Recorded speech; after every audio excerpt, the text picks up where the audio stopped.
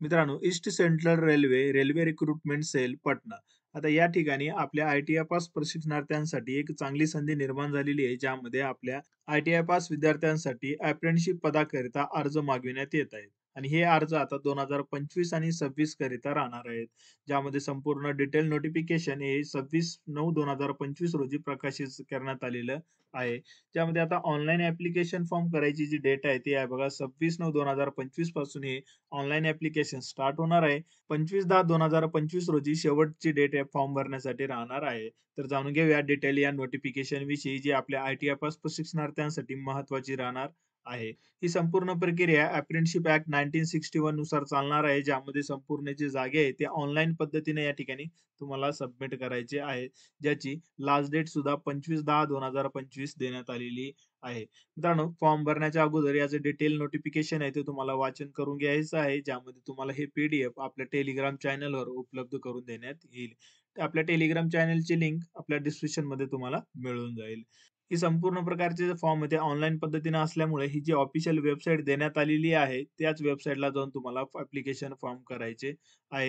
Application form करण्याच्या अगोदर तुम्हाला अगोदरच डिव्हिजन, युनिट हे पाहून घ्यायचे आहेत. कारण की तुमचं जे काही डॉक्युमेंट व्हेरिफिकेशन होणार आहे, ते तुम्ही आज सिलेक्ट केलेल्या डिव्हिजननुसारच डॉक्युमेंट व्हेरिफिकेशन सुद्धा होणार आहे. म्हणून तुम्हाला कोणत्या डिव्हिजनमध्ये किती जागा आहेत याचा अभ्यास तुम्हाला करायचा आहे. मग तुम्हाला ॲप्लिकेशन फॉर्म करायचा आहे. आता आपण जाणून घेऊया सिलेक्शन प्रोसेस कशी होणार आहे, म्हणजे या ठिकाणी फॉर्म भरल्याच्या नंतर आपली निवड कशा पद्धतीनं होणार आहे. तर मित्रांनो, या ठिकाणी कुठल्याही प्रकारची एक्झाम घेण्यात येणार नाही आणि फक्त टोटल आणि टोटल यामध्ये मेरिट बेसिसवर सिलेक्शन होणार आहे. ज्यामध्ये तुमचे 10वीचे पर्सेंटेज, म्हणजे तुम्ही जे 10वी केलेली आहे ते 10वीचे पर्सेंटेज आणि तुमचे आय-टी-आयचे पर्सेंटेज या दोघांना कंबाईन करून रेट जनरेट केली जाणार आहे. इथे फॉर्म भरत असताना तुम्हाला ओन्ली वन एकच डिव्हिजन किंवा युनिट चॉईस करता येणार आहे. 2 डिव्हिजनमध्ये तुम्ही अप्लाय करू शकत नाही. जे तुम्हाला डिव्हिजनमध्ये जास्त जागे तुमच्या ट्रेडमध्ये दिसतील तिथं तुम्ही अप्लाय करू शकता. तर जाणून घेऊया सर्वात प्रथम आपण दानापूर डिव्हिजन जे आहे, ते दानापूर डिव्हिजन नुसार आपल्याला किती जागे देण्यात आलेले आहे आणि ट्रेडनुसार. ट्रेडचा जर विचार केला तर मित्रांनो, ट्रेडची लिस्ट या ठिकाणी देण्यात आलेली आहे. हे संपूर्ण ट्रेड या डिव्हिजनमध्ये अप्लाय करू शकता. जसं की फिटर आहे, त्यानंतर वेल्डर आहे, मेकॅनिक डिझेल आहे, त्याच्यानंतर रेफ्रिजरेशन आणि एसी मेकॅनिक, फॉर्जर आणि heat treatment, carpenter, electronics mechanic, painter, electrician आणि वायरमन असे ट्रेड एकूण 10 ट्रेड या दानापूर डिव्हिजन मध्ये अप्लाय करू शकतात. जागेचा जर विचार केला तर मित्रांनो, संपूर्ण डिटेल यामध्ये देण्यात आलेले आहे. कोणत्या कास्टसाठी किती जागे या ठिकाणी भरण्यात येणार आहे. म्हणून तुम्हाला तुमच्या ट्रेडनुसार, तुमच्या कास्टनुसार किती जागे आहेत यामध्ये तुम्हाला चेक करायचं आहे. मग तुम्हाला कोण डिव्हिजन सिलेक्ट करून घ्यायचं आहे. या डिव्हिजनचा जर आपण विचार केला तर मित्रांनो, टोटल हे जे जागे आहेत ते ओपन साठी 294 जागे भरल्या जाणार आहेत आणि ओबीसी साठी 178 जागे भरल्या जाणार आहेत आणि एससी साठी 97 जागे आणि एसटी साठी 44 जागे आणि ईडब्ल्यूएस साठी 62 म्हणजे 62 जागे या ठिकाणी भरल्या जाणार आहेत आणि टोटल असे 675 जागे या दानापूर डिव्हिजन अंतर्गत आपल्या आय-टी-आय पास प्रशिक्षणार्थ्यांसाठी भरल्या जाणार आहेत. ज्यामध्ये ऍप्लिकेशन फॉर्म करण्यासाठी तुम्हाला हे ट्रेड पास असणं गरजेचं आहे.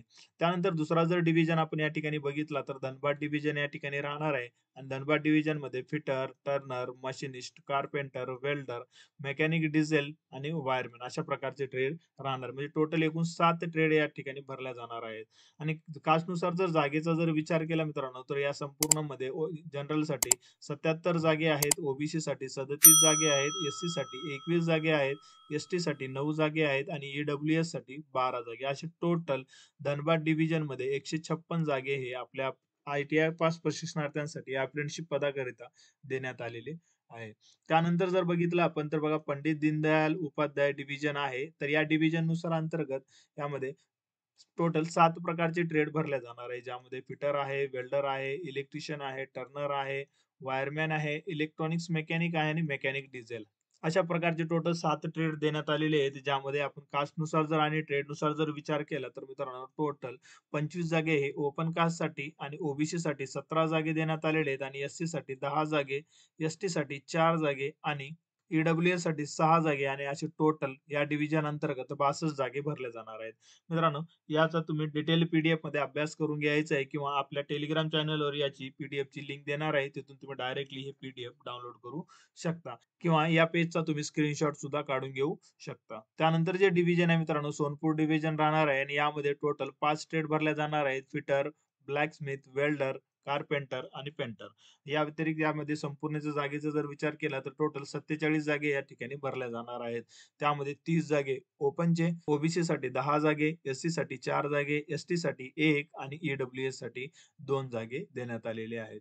तर मित्रांनो, त्यानंतर जी जागा आहे ती समस्तीपुर डिव्हिजन आहे. समस्तीपुर डिव्हिजन मध्ये टोटल 8 ट्रेड या ठिकाणी देण्यात आलेले आहेत. ज्यामध्ये फिटर आहे, मेकॅनिक डिझेल आहे, इलेक्ट्रिशियन आहे, इलेक्ट्रॉनिक्स मेकॅनिकल आहे, वेल्डर, पेंटर, कारपेंटर आणि टर्नर अशा प्रकारचे जागे या ठिकाणी देण्यात आलेले आहेत. यामध्ये संपूर्ण जागेचा जर विचार केला तर टोटल 42 जागेचे या ठिकाणी भरले जाणार आहेत. त्यापैकी ओपन साठी 17 जागे, ओबीसी साठी 14 जागे आणि एससी साठी 6, एसटी साठी 1 आणि ईडब्ल्यूएस साठी 4 जागी भरले जाणार आहेत. आता हे जे डिव्हिजन तुम्ही पाहता, या डिव्हिजन पैकी तुम्ही फक्त आणि फक्त एकच डिव्हिजन तुम्ही चॉईस करू शकता. म्हणून तुम्हाला कोणत्या डिव्हिजन मध्ये तुमच्या ट्रेडनुसार किती जागा जास्त आहेत याचा विचार तुम्हाला करायचा आहे. मगच तुम्हाला ॲप्लिकेशन फॉर्म करायचं आहे. कारण की जेवढे जागे जास्त तेवढे नंबर लागण्याचे चान्सेस हे जास्तीत जास्त प्रमाणामध्ये असतात.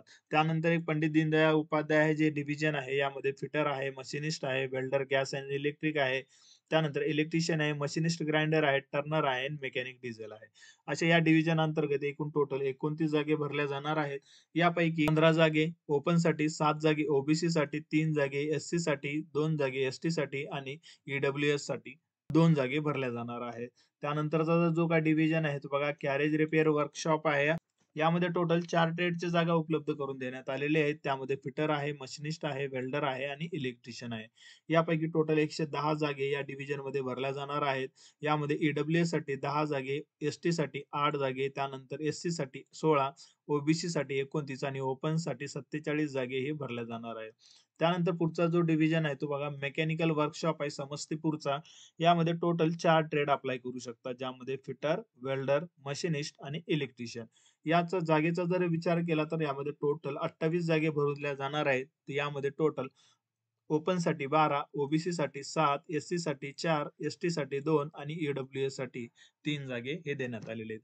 मित्रांनो, याचं संपूर्ण तुम्हाला स्क्रीनशॉट काढून घ्यायचं आहे किंवा हे पीडीएफ आपल्या टेलिग्राम चॅनलवर उपलब्ध करून देण्यात येईल. या व्यतिरिक्त तुम्हाला काही इन्स्ट्रक्शन्स दिले आहेत, त्या इन्स्ट्रक्शनचं तुम्हाला काळजीपूर्वक वाचन करून घ्यायचं आहे. आता या ठिकाणी फॉर्म भरण्यासाठी पात्रतेचा जर आपण विचार केला तर बघा, मला 15 वर्ष पूर्ण असणं गरजेचं आहे आणि जास्तीत जास्त 24 वर्षाच्या आतमध्ये तुमचं वय असणं गरजेचं आहे. म्हणजे 15 ते 24 या दरम्यान जर तुमचं वय असेल तर तुम्हाला हा फॉर्म फिल करता येणार आहे. आणि हा जो वयाचा जो क्रायटेरिया आहे तो 25/10/2025 पर्यंत तुम्ही कॅल्क्युलेट करू शकता. त्यासोबतच जे गव्हर्नमेंटचं वयामध्ये सवलतचा जो काही फॉर्मॅट आहे ते फॉर्मॅट सुद्धा या ठिकाणी देण्यात आलेले आहे. जसं की एससी-एसटी कॅन्डिडेटसाठी 5 वर्षाचा यामध्ये देण्यात आलेले आहे. त्यानंतर ओबीसी साठी 3 वर्षाचं देण्यात आलेले आहे. जर कोणी पीडब्ल्यूडी कॅन्डिडेट असेल तर त्यांना 10 वर्षाचं सुद्धा वयामध्ये सवलत देण्यात आलेली आहे.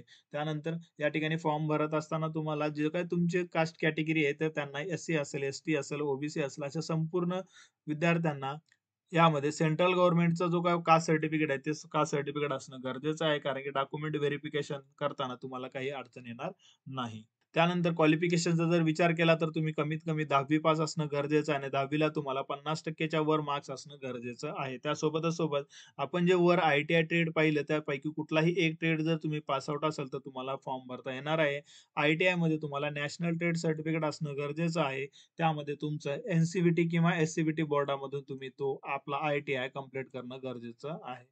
ॲप्लिकेशन फॉर्म करत असताना पेमेंटचा जर विचार केला तर मित्रांनो, ₹100 ही नॉन रिफंडेबल पेमेंट राहणार आहे. म्हणजे नॉन रिफंडेबल म्हणजे तुम्हाला ती पेमेंट ही रिटर्न मिळणार नाही.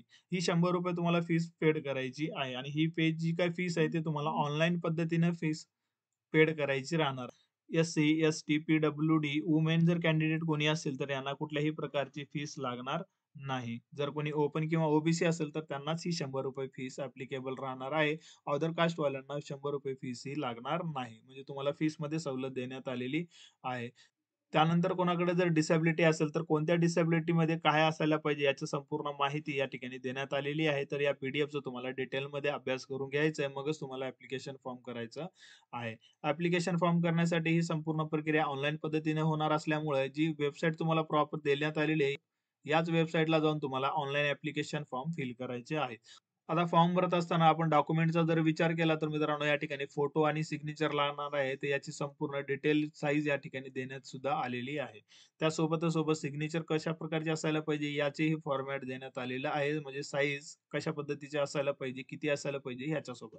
फोटो आणि सिग्नेचरच्या नंतर तुम्हाला या ठिकाणी 10वी मार्कशीट लागणार आहे. त्यासोबत डेट ऑफ बर्थ प्रूफसाठी तुम्हाला 10वी सनद सुद्धा लागणार आहे. म्हणजे 10वीचं 10th सर्टिफिकेट सुद्धा लागणार आहे. ज्यामध्ये तुमचं डेट ऑफ बर्थ हे मेन्शन असतं. त्यासोबत आय-टी-आयची कॉन्सोलिडेट मार्कशीट लागणार आहे आणि त्यानंतर आय-टी-आयचं एन-टी-सी सर्टिफिकेट म्हणजे नॅशनल ट्रेड सर्टिफिकेट सुद्धा लागणार आहे. जर तुमच्याकडे एखादी कास्ट कॅटेगरी असेल तर तुम्हाला कास्ट सर्टिफिकेट लागणार आहे. जर नसेल तर काही या ठिकाणी काही गरज राहणार नाही. डिसॅबिलिटी असेल तर त्यांना डिसॅबिलिटी प्रमाणपत्र सुद्धा लागणार आहे. जर कोणी ऑलरेडी वर्किंग करत असेल तर त्यांना या ठिकाणी डिस्चार्ज सर्टिफिकेट सुद्धा लागणार आहे. जर ऑलरेडी कोणी काम करत नसेल तर हे सुद्धा लागणार नाही. जर कोणाकडे डिसॅबिलिटी नसेल तर ते सुद्धा प्रमाणपत्र लागणार नाही.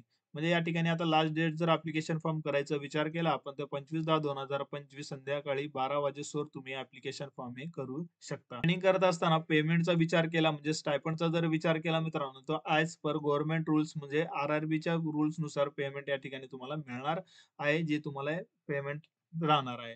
ज्यामध्ये आपण अंदाजे जर विचार केला मित्रांनो तो 7:30 ते 8:30च्या दरम्यान तुम्हाला पेमेंट हे राहणार आहे. या ठिकाणी नंबर जर लागला तर तुम्हाला कुठल्याही प्रकारची हॉस्टेलची सुविधा देण्यात येणार नाही. म्हणजे तुम्हाला स्वतःच रूम वगैरे करायचं लागणार आहे. फॉर्म भरत असताना तुम्हाला अजून कुठली काही अडचण येत असेल तर या ठिकाणी हेल्पलाईन नंबर देण्यात आलेले आहे. तर यावर तुम्ही कॉल करून तुमच्या आलेल्या प्रश्नांचं सोल्युशन तुम्ही मिळवू शकता. शनिवार आणि रविवार हे 2 हॉलिडेज सोडून तुम्ही ऑफिस टायमिंगमध्ये तुम्ही कॉल करू शकता. म्हणजे सकाळी 11 ते संध्याकाळी पर्यंत तुम्ही कॉल करू शकता. तर मित्रांनो हे होतं आपल्या आय-टी-आय पास प्रशिक्षणार्थ्यांसाठी निघालेल्या अप्रेंटिसशिप जाहिरातीचं डिटेल नोटिफिकेशन. मित्रांनो या व्यतिरिक्त तुम्हाला अजून काही अडचण येत असेल तर मला कमेंटद्वारे कळवू शकता. भेटूया नेक्स्ट व्हिडिओमध्ये नवीन अपडेटेड माहितीसोबत. तोपर्यंत नमस्कार.